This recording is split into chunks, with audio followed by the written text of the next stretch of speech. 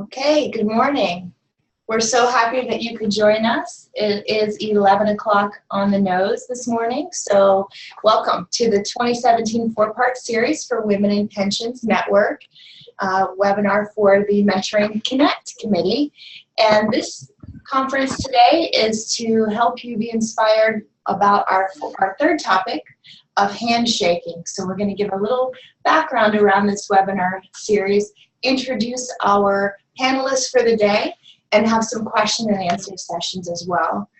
So we built this webinar series as a committee for the Women in Pensions Network to build strong and successful teams throughout their stages of development. So we called this webinar series our four-part series, and we called it Awakening, Rule Breaking, Handshaking, and Piece of Caking. So today's call is our third in the series. There will be a fourth in November. And this one was about handshaking. Now this is based on Bruce Tuckman, who after graduating with a PhD in psychology from Princeton. He became an educational psychologist at The Ohio State University. And so the stages of group development that he identified and used in his practice, he called forming, storming, norming, and performing. So we've borrowed those for our call series, and we've changed them to awakening, rule breaking, handshaking, and piece of caking. So we're glad that you joined us today through this journey. And today's part 3 is called Handshaking, Lead the Play, Enjoy the Game. And let's discuss what this stage means, and then we'll turn it over to Nikki Morley, who will give us a history around women in pensions. If you are new to women in pensions, the background will be very fascinating to you. If you're a member already, it's information that you've heard on each one of our webinar series. So this stage of handshaking, or norming, called by Bruce Tuckman, is characterized by a cooperation in the team. They've gone through the stages, the fundamental stages of setting up the foundation, of going through challenges, and now they arrive at the stage of norming, or having some deals being done, and cooperation. There's resolution of issues that takes place as this team combines their efforts and they reach common goals, the goals that they've established and shared along through challenges through to this stage of handshaking. They take responsibility, and they still have ambition to work together for the success of common goals. So for today's call, we will answer 3 questions, and our 2-part speakers, we have Denise Diana, and she is the Senior Vice President and Head of Client Management for InvestNet Retirement Solutions, and next year's Women in Pensions President. She's the Vice President this year. And then on our second half hour, we'll have a panelist of Kathleen Roach, who is our current Women in Pensions President. And the panel is from our newest Women in Pensions regional chapter in the Northeast Ohio region. So the questions that we're answering for you today are, how do you lead your peers and higher level executives to run the plays from your strategy playbook to success to get to the handshaking phase? What strengths do women innately possess for building relationships out of the office and on the golf course? So it's nearing the end of summertime, so this will be an interesting and fun topic. And then what tips and experience do our panelists have for women golfers to help improve their games for their next round? So to introduce today's webinar, about the history of Women in Pensions Network, I'm going to turn it over to Nikki Morley of CUNA Mutual. She's a regional sales consultant. Nikki?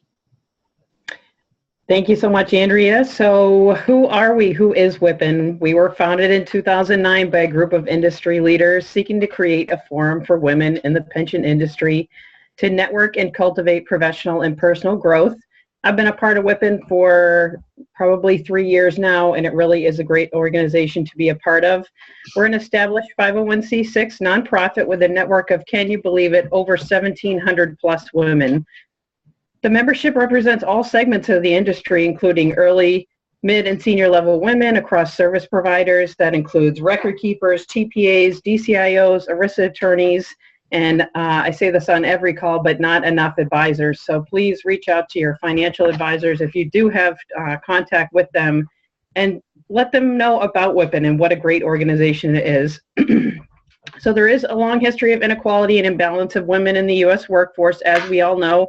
And a statistic I just read this morning is that women actually earn 79 cents to a man's dollar. And there continues to be a lack of representation of women at the board of director and the C-suite levels.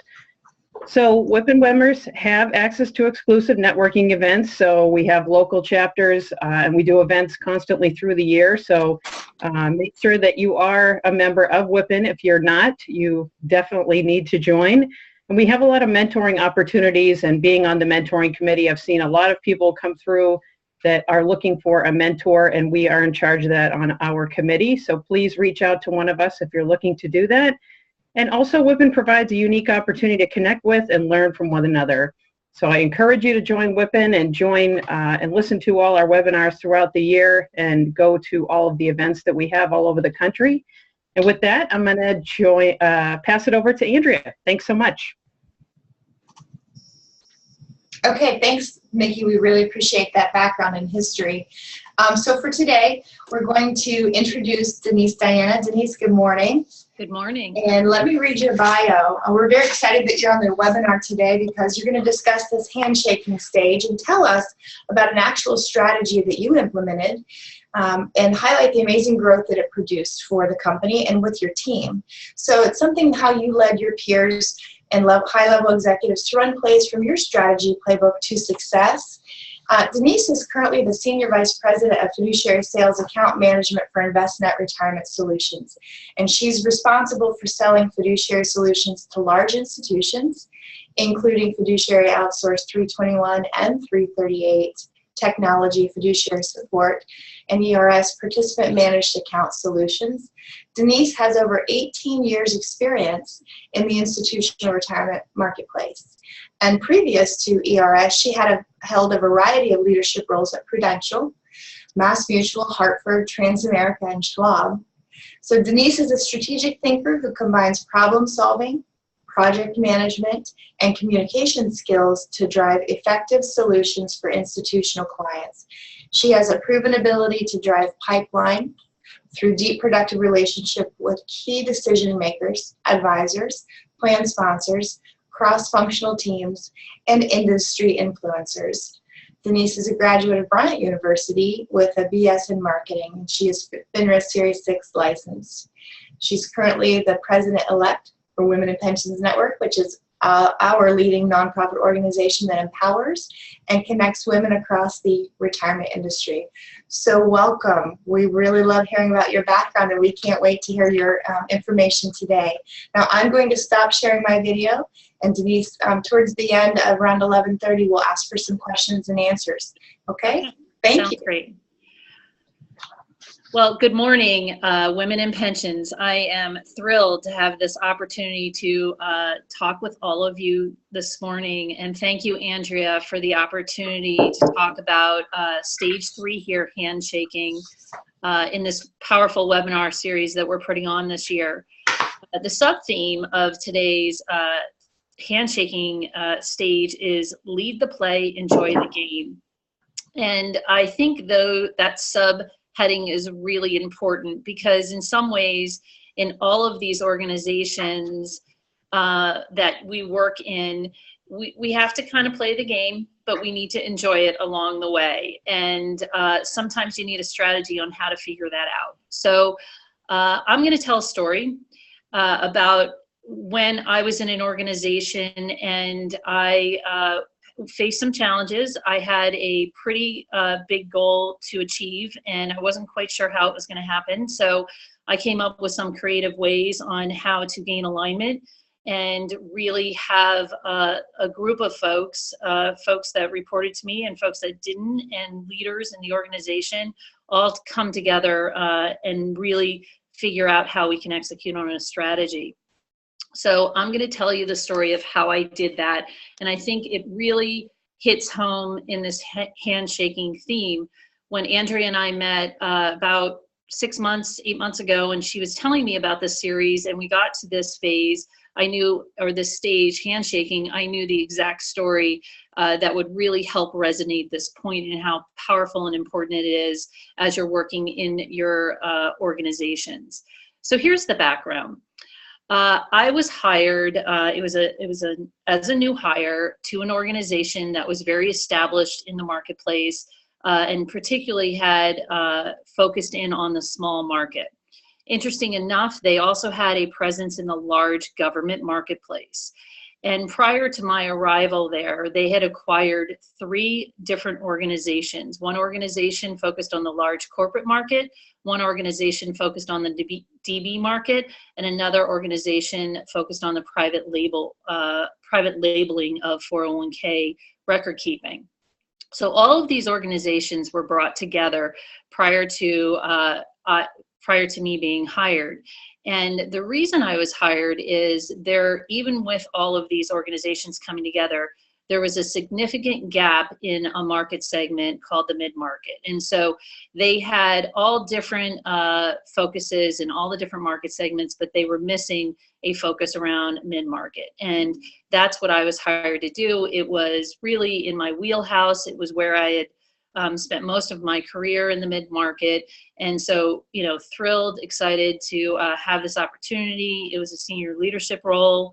The leader of the organization at the time was a female. She was well respected in the industry. I was just thrilled to be working, underneath and building out this important strategy for her. And so all the stars were aligning. I was on top of the world. I arrived on campus and, senior leadership role, large organization right in my backyard, nice big office. Not that that's important, but not something that generally I had felt before. And, really on the top of my game. 4 days after I arrived, the leader that I was hired by left the organization in a reorg. And so there I sit in my nice big office, my leadership job with this really important strategy. And the sponsor of the strategy has just left the organization. And it's one of those moments where you sit and you think to yourself, uh-oh, what do I do now? And, but I sat for a moment and I thought about it and I said, well, this was a well-vetted strategy and you did all your due diligence in the process of getting this job. So for the most part, the only thing that's changed here is the leaders left. It doesn't mean that the strategy is not important anymore and you need to figure out how to get this done now without this leadership influence that existed before. And the challenge with that, as many of you may know, is number one, I'm new to the organization. There's 4 organizations that just came together. So I'm an outsider, if you will. I'm a female and I'm on the leadership team. And I don't really know who has the greatest influence in this organization at this time. So I really needed to take a step back and figure out what my next step was going to be. So the positives for me, though, is what a great opportunity to drive something and really create my own influence here and not having to just take direction from the leader that really had set this strategy out. And I really can form it in a way that I think it needs to be formed. So I took the positive and I decided that's where I needed to go with this. So the first couple months, though, as I started in the organization, I realized that I needed to get a really good hands-on feel for what the current landscape is internally in the organization and truly understand what folks thought of this mid-market strategy that was clearly one of the top 10 corporate objectives. It was something that was presented even before I arrived. And so this isn't the first time folks had heard about it, but I needed to understand from different areas what they thought about it. And so I did my due diligence and I navigated through the organization and I asked everybody one simple question, which is, can you tell me how you define mid-market? And for most of you that are in this industry, we all know that mid-market is typically, or market segments are defined by asset levels of plans. And so you may get an answer, and I got, I think, 15 different answers with the 25 folks that I sat down and talked with. Some folks said, well, I think mid-market is 5 to 10. I think mid-market is 10 million to 30 million. I think mid-market is anything above 100 million. So right then and there, I realized that I was going to have a difficult time with alignment if everybody had a different interpretation of what mid-market truly was. And I started with that first basic question. And then I asked the next question, which is, okay, so do you think we have any clients today that fall in that mid-market segment that you define? And again, answers are no, we have no clients today. That's a brand new market for us. We know nothing about it. And a lot of the answers depended on what organization they really had come from. So it was extremely clear to me that I had alignment and interpretation issues going into building out this segment. So I sat back in my office and I thought, well, I think, number one step is I need to bring this team of folks together that are going to be critical for allowing this strategy to even get off the ground. And I sat down and I thought about all the functional areas that I thought were critical to the strategy, and they could be product, client service, sales, marketing, likely somebody in the operations area. There's going to be a component of that. And I sat down and I thought, okay, now who are the leaders in each one of those areas? And then who are their second in command? Because what I realized in talking with the leaders, they generally knew the strategy a little bit better than their second in command. They didn't necessarily believe in the strategy, but they knew it because they had likely been presented a PowerPoint at some point. But the second in command generally didn't really know what the strategy is. They had heard about it. They didn't really know the objective of it. Certainly had a different interpretation of what it is, and clearly did not believe in it. They were self-preserving a little bit and really wanted to just stick with their own business line and execute. God forbid there's another strategy that comes by on a PowerPoint that now is going to be a distraction to what they need to do every day. And that was kind of their interpretation. So what I decided to do is I needed to bring this group together in a way that we could all have a very lively discussion around what the mid-market strategy is, and we could gain alignment. So there's a couple ways you can do that. One of the best ways to do that is to do an offsite and really get folks out of their office on any given day and have them focus in on this one specific topic. The challenge with that is offsites are typically hard to coordinate. They take a long time to plan, and you're really asking folks to interrupt their week in some ways. And they can be expensive, and sometimes they are thought of negatively because it's just not what anybody wants to do on that particular day. So I kind of took that off the table, mostly from a time perspective. I didn't have the time to plan that. So I started to ask questions around the organization, what kind of conference rooms that we have internally in the building that would be conducive to a very large meeting that would be generally innovative. And what was so cool about this organization that was very, very corporate, large building, is that someone had the foresight to think of building out a room called the Innovation Room. And it was specifically for this type of situation where you need a team to really sit and innovate around a topic or a product and really brainstorm and bring everything together all in one, collective team. And so what was neat about the Innovation Room is most of us didn't even know existed in the building, and it had no windows, so you could never walk by and actually just perhaps see this room. And you had to apply to a committee to actually have the right to use the room. And in the application process, you had to outline what your strategy is, what innovation you were trying to drive, and who the participants were, and it had to actually be approved. So I went through that process and was approved to utilize the Innovation Room. And from there, I kind of knew, well, that's great, because that's my first step in the process of gaining maybe some excitement around coming to an 8-hour meeting and talking about mid-market strategy. So when you have the name of a room like Innovation Room, and you can send out a meeting invite that says, please come to a meeting where you can participate in an innovation room, and we're going to strategize around innovating in the mid-market segment. Just using the word innovate seemed to be a great influencer. It's exciting, like who really wouldn't want to come to a meeting if you're invited to an innovation meeting? So that was great for me. I thought that that would help me, if you will, sell why this meeting is important. So once I sent the invitation out, I needed to sit back and think about how we were going to orchestrate and what I really wanted to accomplish in this meeting.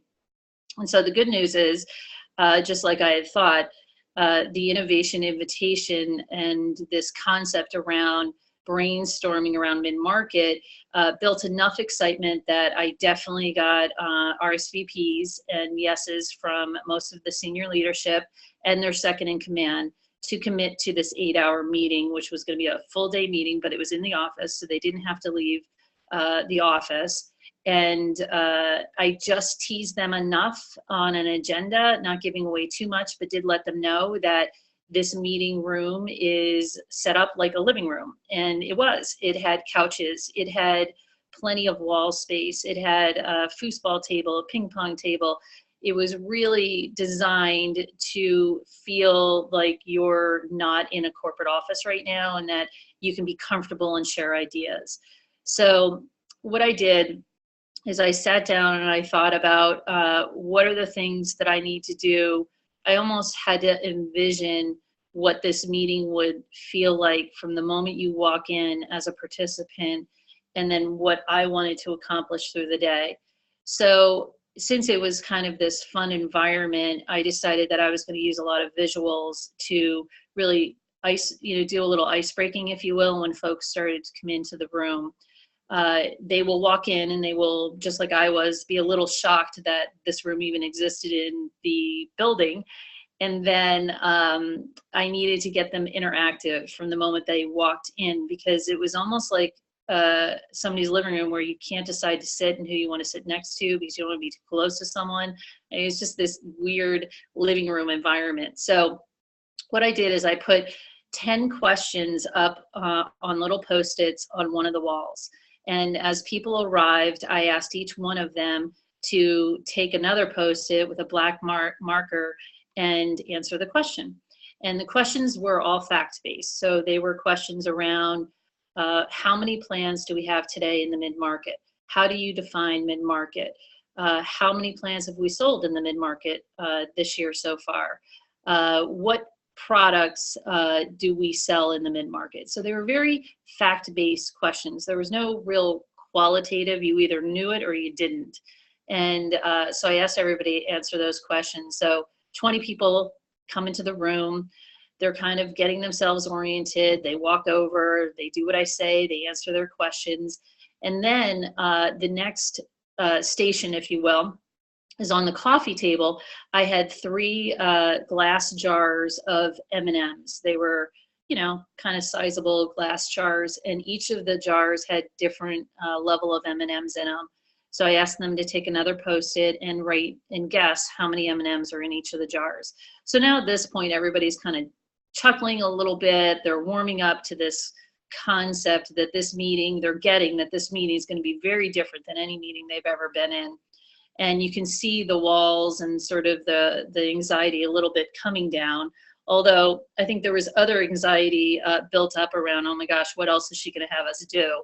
But for the most part, everybody kind of eased into the meeting. So when it came time to kick off the meeting, I went over to the wall where all the 10 questions were, and we kind of made a game out of it. And I repeated whatever the question was, and then looked at all the different answers that were up on the Post-its underneath that question. And so when you come to how do you define mid-market, as you can imagine, there were 15 different answers. And so all of us kind of got a chuckle out of that. But the point of that, and the point of going through all of these questions was, okay, everybody, this is where we are today. We don't have alignment. We don't really understand. We don't have the same perception and understanding of what mid-market is. So let's just let's answer the question. And so everybody here in this room knows what we mean by mid-market. And so then I would give them the answer. So this is what we mean by mid-market. Mid-market is 5 to 50 million. Small market is under 5. Mid-market's 5 to 50 million, and then 50 million to 100 is considered large market, and then 100 to 250 is considered jumbo market. That's kind of industry standard. Everybody kind of plays with that a little bit. For the most part, though, at this organization, mid-market is going to be defined 5 to 50. And so that really helps everybody say, okay, now I know. So then I went through each other question. One question was, how many clients do we have today in that market segment? And everybody the answers were anywhere from 0 to 100. I don't know. People started getting a little funny about their answers. So we answered it. Okay, we have 500 clients in that market segment today. All right, next, how many plans have we sold so far this year in this market segment in assets under management? And again, 0 to I have no idea to 1, 10 million. And it was 425 million at that point. And that number was quite shocking for most people in the meeting because they just didn't know. So I went through all those 10 questions. So once we all factually really were aligned and everybody had the same understanding, now I moved to the jars of M&Ms. And the jars of M&Ms were simply the sales goal. And so this is where we are today, 425. We need to get to 800 year 2, and by year 3, we need to be at $1.2 billion in assets for this market segment. And that was, again, kind of comical and laughter.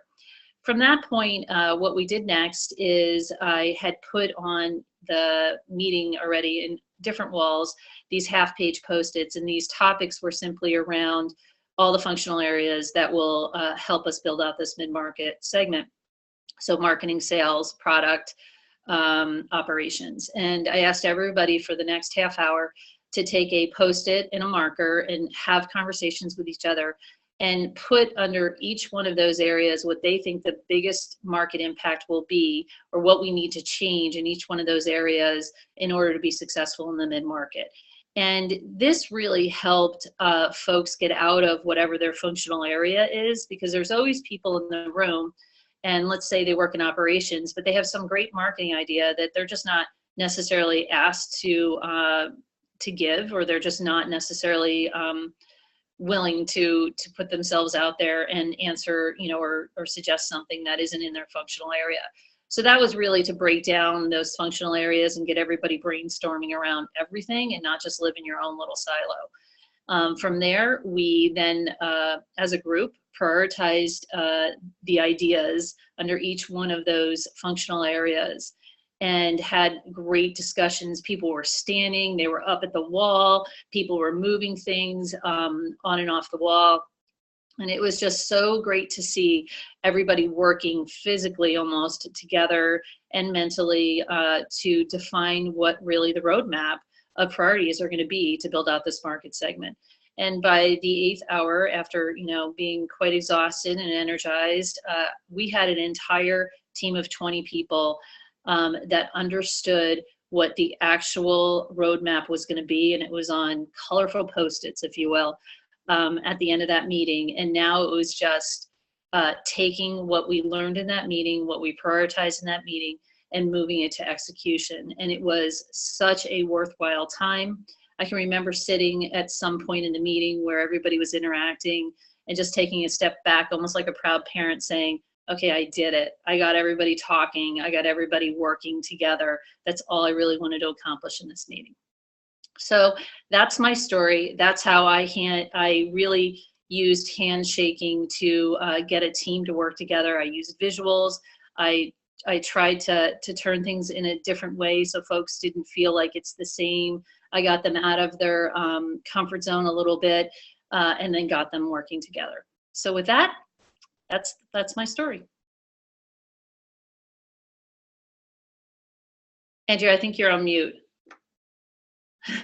There we go. That's right. We love that story. Some of the keywords that I picked up on our pre-conversations as well as now are innovate, envision, intention, prioritize, And in our previous conversation, you talked about getting people behind you. So this is a very real practical way that you took the steps to get them behind you, understand the mission, get on board with the mission, and move forward with planning together to cooperate to that handshaking or norming stage. So my first question, we'll turn it out to the audience here after mine. What was the result? So the result was we started the year off at 400. We exceeded our goal that year. That was, I think I had that meeting in kind of the March timeframe. We reached 800 million by the end of that year in that market segment. And the next year we went to 1.5 billion. So we exceeded our 1.2. And really what happened and why it happened so quickly is everybody thought that the mid-market strategy was huge, that we were going to have to build so much. And what we discovered at the end of that meeting is we really only needed to fine-tune a few things because we had the products. We just needed to adjust them to that market segment. And once everybody realized what our roadmap was and how it would be easy to accomplish, everybody just went in line and said, let's just get this done. Good answer. Now I'm going to open this up to our audience. We have 58 viewers. At one point we had 65, so we know sometimes there's technical difficulties and schedules get in the way, but of our 58 viewers, who would like to ask Denise a question? And if you do that, all you have to do is unmute yourself and begin speaking.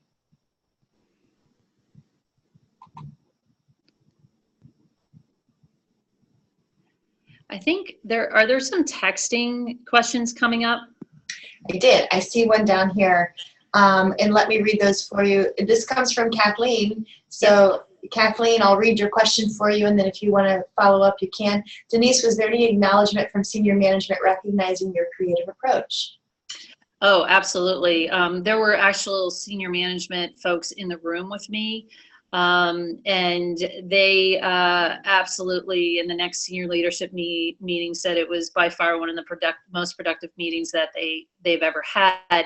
And in fact, we started using some of those same techniques, if you will, around the Post-its and the organization in some of our senior leadership meetings. And so it really started to set the tone for how we interacted with each other. And generally speaking, the senior leaders felt very good about their second in command being so engaging and motivated now around the mid-market strategy that everybody just started to fall in line. So it was really cool.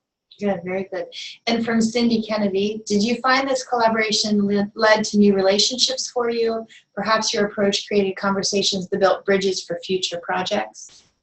Oh, absolutely. And again, I was an outsider coming into this organization, so having everybody go through this meeting definitely added credibility to my skills, if you will, and things that I wanted to accomplish. So I found there was a different level of listening, if you will, when I would interact with someone. And when generally speaking, I like to have other people's input, so they don't necessarily think that I'm going to dictate what needs to happen. They know that they have a voice, and if I established anything as a leader, it was that in that meeting, that they know I want their input.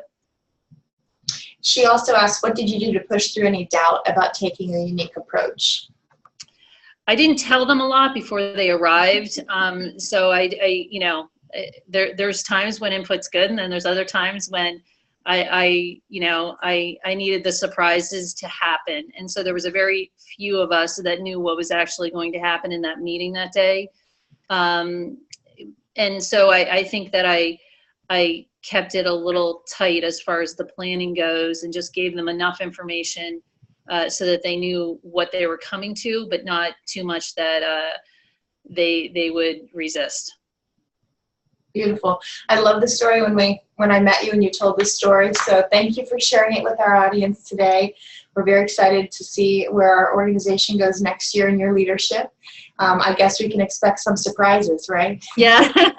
Yeah. At our next meeting, there'll be some Post-its. Right. Some M&Ms. Okay. Thank you very much, Denise. Thank you. So for some housekeeping rules, then Denise is going to stop sharing her video. And our other panelists, if you would please click on share video. I'm also going to share my screen.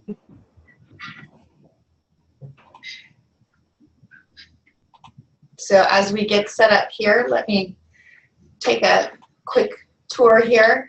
So today, the next portion of our discussion is segment 2 of today's call. We've heard how lead the play from Denise. Now we're going to talk about enjoying the game. And ladies, that game is the game of golf. So we know that many business relationships and handshake deals are done on the golf course and other sports. But today we're excited to share with you some of little known secrets that these panelists have learned out on the golf course and in their business dealings. We have Pam Brooks. She's a senior client manager in retirement plan services at Oswald Financial. So welcome, Pam. And with her is Lisa Hirsch, regional pension consultant of Mutual of Omaha. Cindy Kennedy, director of DCIO Principal Global Investors, and our current president, Kathleen Roche. So ladies, welcome. I'm going to stop sharing the PowerPoint, and we can't wait to speak to you. This is really a fun format, so we feel like we're all in the same room together. Kathleen, it looks like your phone is still on mute, so if you would unmute your speaker. And then just to kick it off, we're going to go in the format where Pam and Lisa answer our questions first, then Cindy, then Kathleen. Okay? And then we'll have some questions at the end. So we've got plenty of time. So my first question to Pam and Lisa is, how are business relationships improved through the game of golf? Hi, everyone. Thanks for having us here today. I appreciate that. I would say that golf can improve relationships by providing a platform where people can demonstrate patience with themselves and each other, teamwork, working as a team with either the person in your cart or as a team, depending on what kind of a game you're playing. And confidence. It can help you to build confidence or sometimes take a little bit of your confidence away, but it's part of the game, I suppose. I wanted to share a story of how I started to play golf. I was hosting a golf outing for our firm, and one of my clients, I was driving around in a cart, and he said, "Pam, why don't you play?" And I said, "Well, I don't know how." And he said, "Well, why don't you just learn?" And I said, "I don't know." And so a year later, to the exact same golf outing, I golfed with him, and he kind of helped me. I took some casual lessons with some friends. I went to the driving range, and now 15 years later, I'm a golfer. So it was really a successful thing for me to help build my confidence. And Steve and I have been a team for about 15 years now. So. Oh, good. I love it that you tried something new. Lisa, how would you answer that question? Well, I would say really the time that they're willing to spend with you will help, kind of gauges you that they really want to build a relationship with you. First off, if anyone is going to be spending 5 to 8 hours of their day, they, number one, like you already, because they wouldn't probably commit to that if they didn't. And number two, they're willing to do business with you. So take that opportunity to get to know them on a more personal level, and try and keep the game of golf or the business side of golf to after golf or before if you're having lunch before. So keep it lighthearted and keep it fun. Good advice. Cindy. Well, what I would say is golf is a game about cooperation and teamwork. So the theme of what you've put together today, and this is how we can network with other women. If the purpose of Women in Pension Network is to develop new relationships, not only from a business perspective, but within your own network. So I think about, how do I reconnect with past employers to think about the next promotion? How do I find women that I'd like to do business with who can be advocates and partners? So what I would say is, I think that golf is about teamwork. So it's not only on the course, but it's how do I develop my game? We as women are oftentimes very good at advocating for one another. So it's great to reach out to women who you know who play. Pam and Lisa, strong players, they can give me tips about my game. It's the concept of, how do I find out who is a great golf pro? If we think about inequality of gender and roles, golf pros, primarily men, about 3% of women have that type of accreditation. So if you're looking for a partner or a recommendation, maybe you start with, hey, who are women who can coach me? And then secondarily, you say, how do I make sure I'm not making too big of a financial commitment if I'm starting the game? Who are women who let me borrow the clubs? Who are women and or men who can help me figure out, where do I play locally? What driving ranges do I go to? What type of golf course will be open to my type of game? So when I think about things that are beneficial for women in the relationship building, it's the teamwork that we can have amongst one another. Great, great. Kathleen. Yeah, when I look at golf from a relationship standpoint, I think what I've found is the access to senior management and to leadership that I've received as a result of playing on the course. If I didn't have the opportunity to spend 4 or 5 hours playing a round of golf with someone, then it would only be left to a quick coffee break or passing each other at a conference. And so I really find that it's invaluable time that I get with these individuals that, again, I otherwise might not be able to get. And then the next time I see these individuals, it makes it that much easier to approach them, or we've now developed something in common that we didn't know about each other. I mean, to Cindy's point, or it might have been Lisa who said, keep the conversation light. It doesn't have to be business talk for the whole round. The idea is to go out and have an enjoyable time away from the office. But you learn something about the people that you're playing with, whether it's golf related or otherwise. And so when you see them again in another setting, it's just that much easier to strike up a conversation because you've got some type of bond being built, and it really helps facilitate building upon that relationship. Great, great. We need to mention that the ladies from Northeast chapter of the Women in Pensions organization were so successful in their networking that they were able to establish the chapter. So those comments are definitely true, and access to senior management. Kathleen, great comments, which goes right into my second question then. What strengths do women innately possess that allow them to build strong relationships with their clients and business partners on and off the golf course? Okay, so I'll start this one off. I think one of the strengths that women have is their character, their personality. They're more social.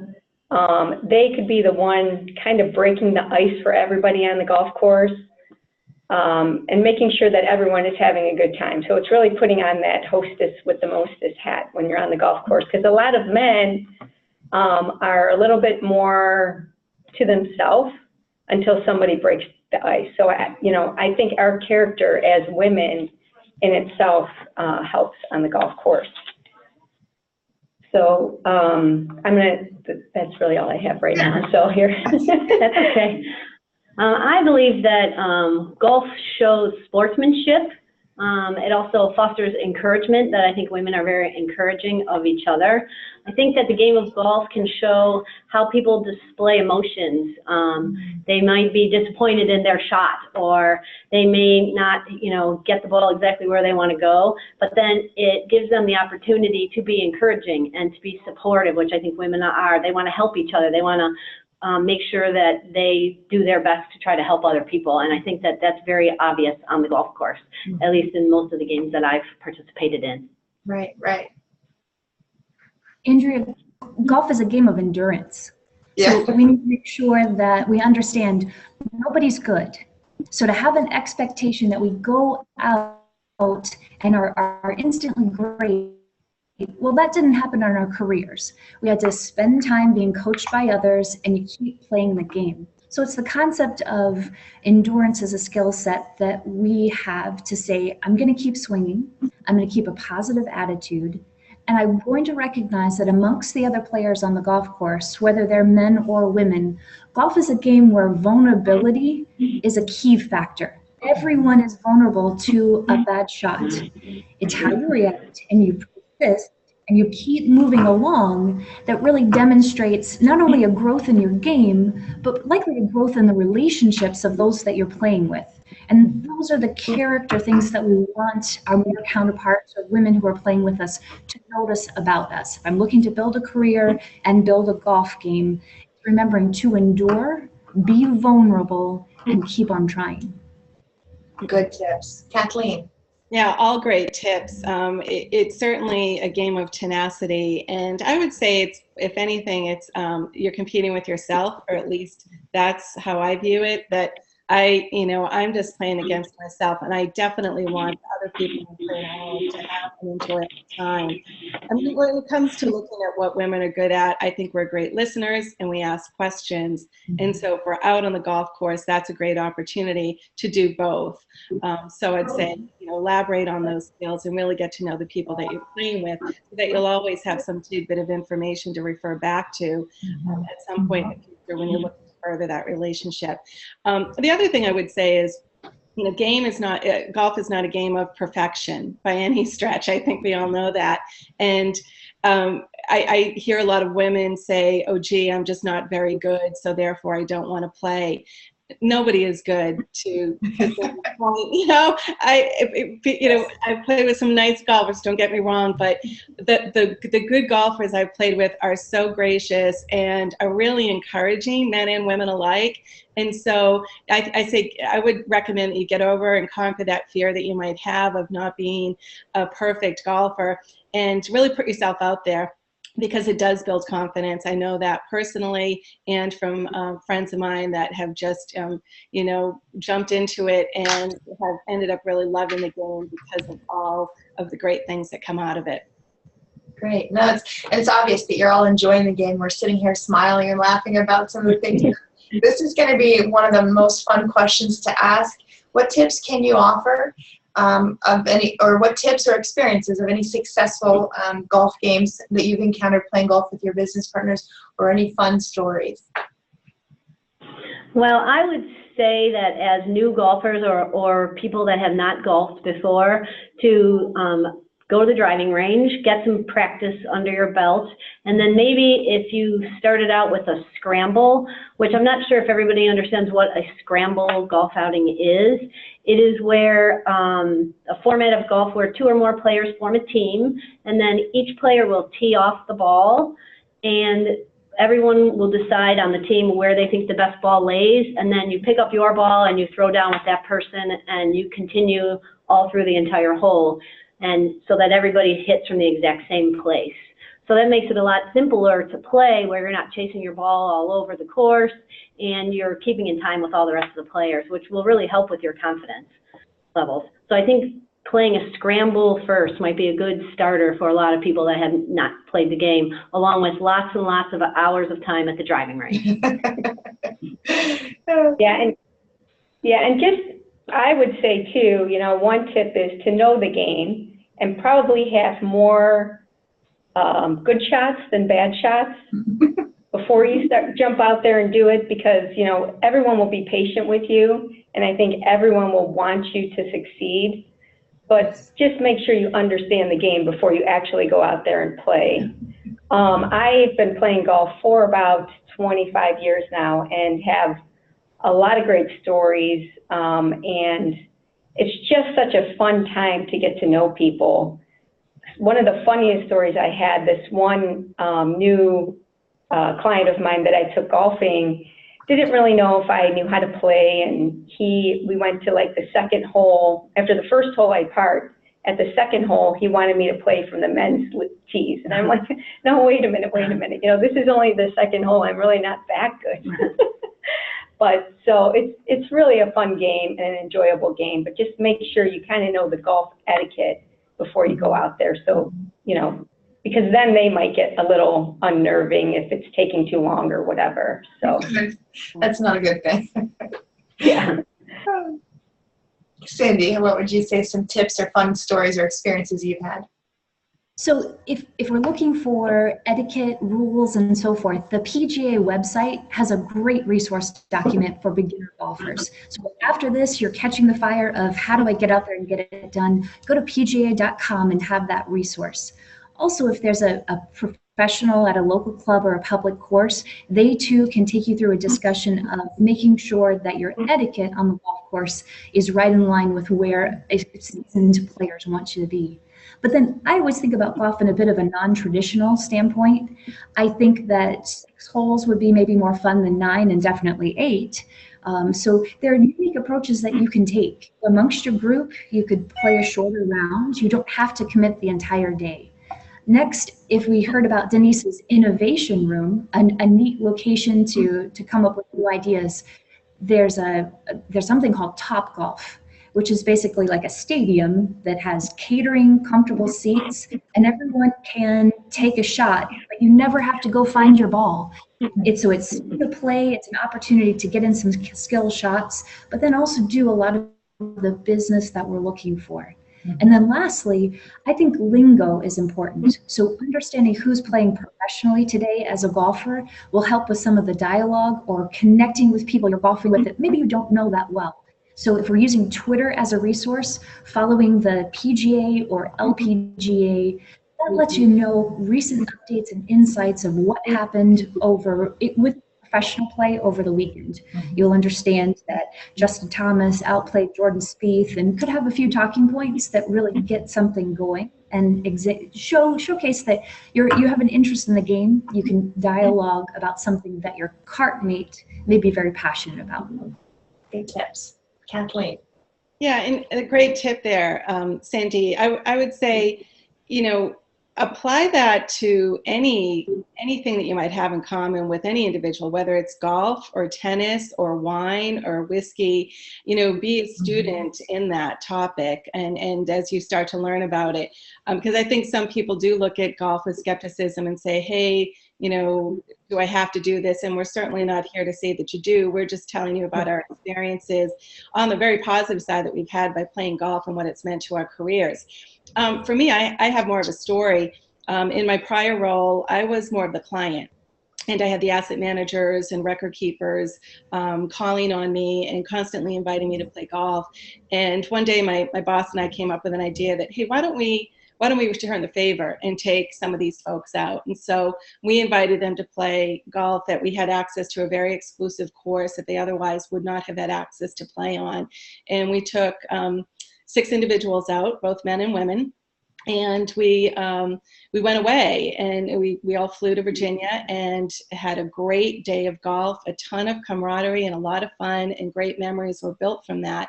And what it meant to the relationship was it was unimaginable, because these people really felt like they were the client for the day.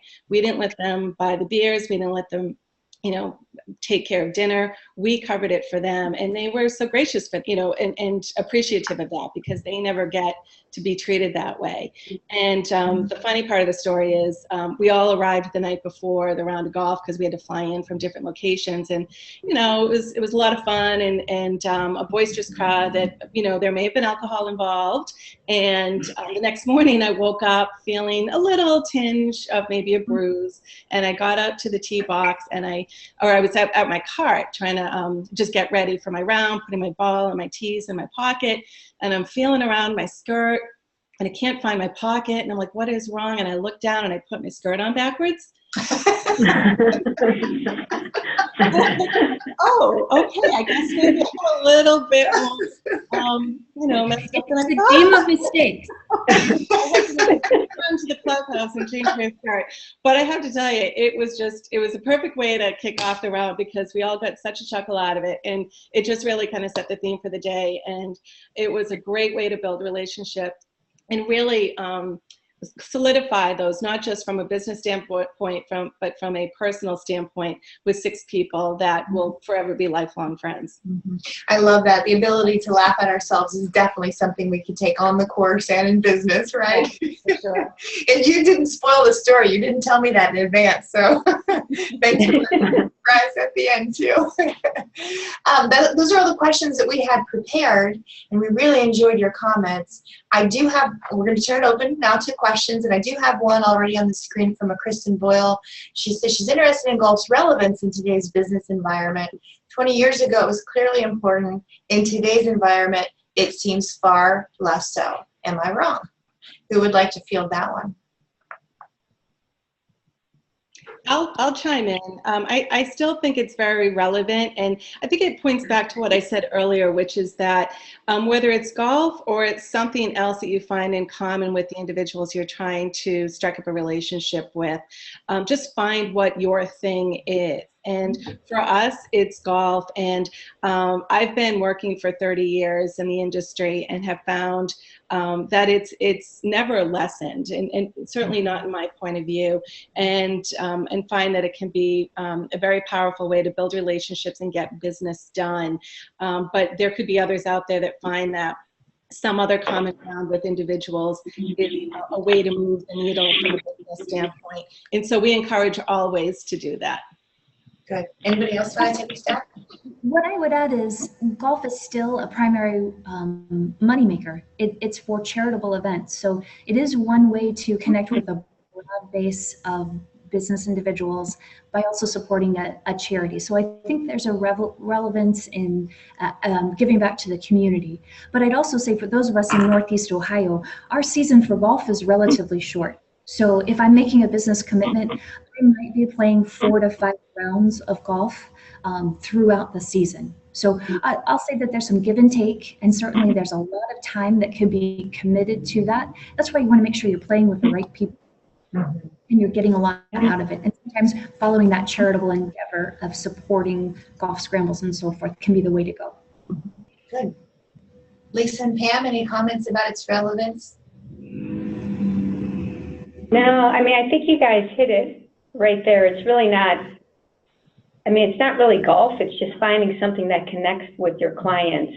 But golf is definitely a good way for that connection, because there is a huge time commitment on both ends to make it happen.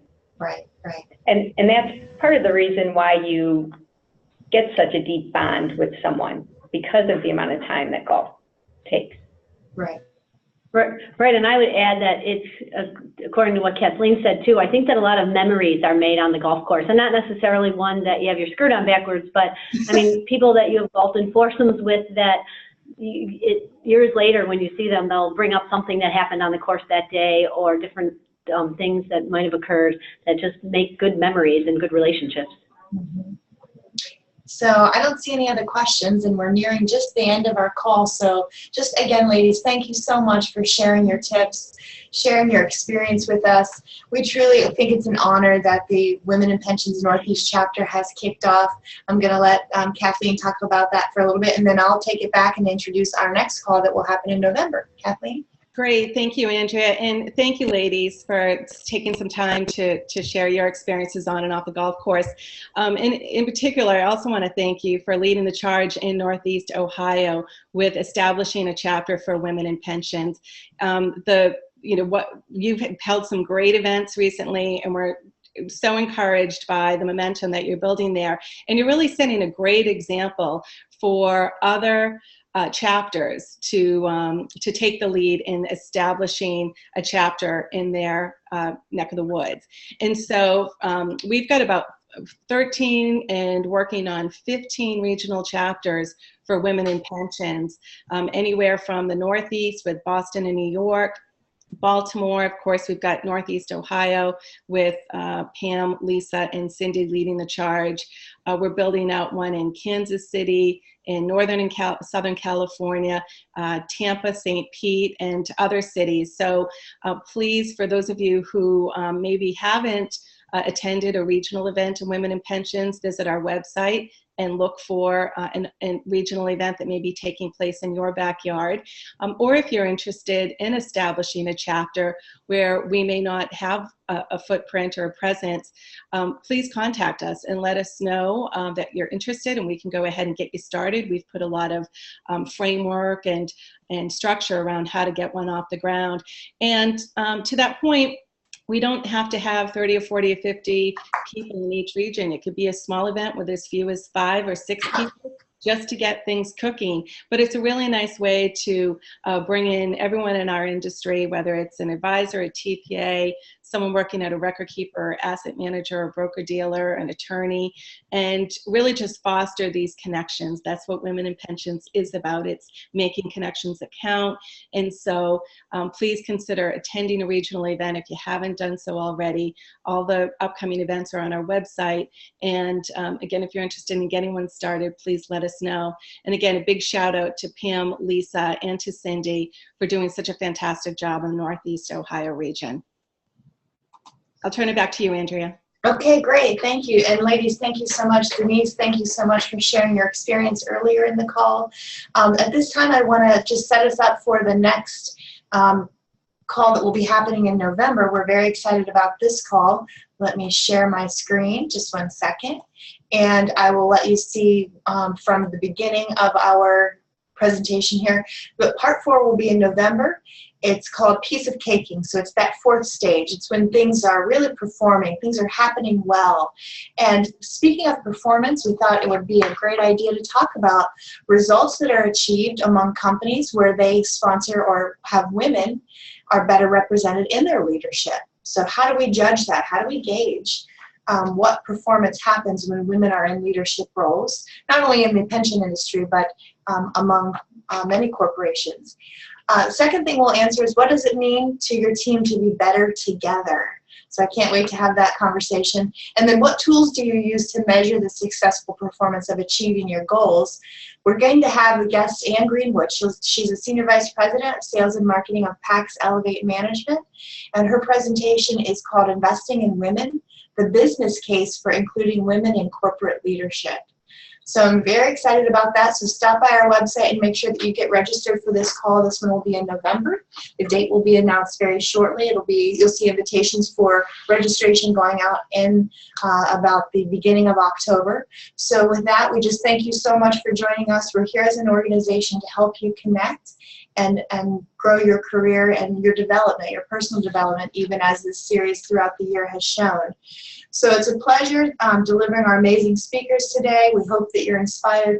If you would like to reach out and receive a mentor or be a mentor, you can find us on womeninpensionsnetwork.com on our website, and you can fill out a quick application. That application will go to me and my committee. So I don't do this all alone. I have helpers throughout the industry on our committee. If you'd like to join a committee of women in pensions, please let us know. And with that, we thank you, and you can enjoy the rest of your day.